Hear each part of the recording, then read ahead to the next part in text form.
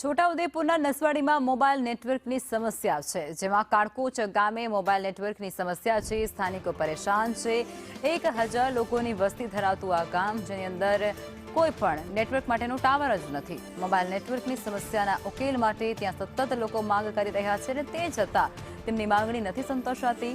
અને આ 1000થી પણ વધુ વસ્તી ધરાવતું ગામડું હજુ પણ નેટવર્ક વગર જીવવા માટે મજબૂર છે.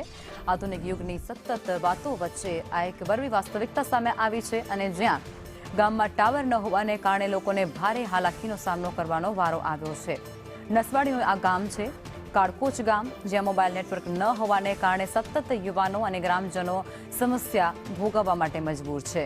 ચૂંટણી બહિષ્કારની ચીમકી પણ આપવામાં આવી ચૂકી છે. જો તેમની માંગ નહીં સંતોષાય તો પછી આવનારા સમયમાં તેઓ આંદોલન કરવાનું પણ મન બનાવી ચૂક્યા છે. હર ઘરમાં 3-4 ફોન છે, અને ટોટલ રિચાર્જ તમે જાણતા હશો કે જીઓના રિચાર્જ આજે કેટલા મોંઘા થઈ ગયા છે.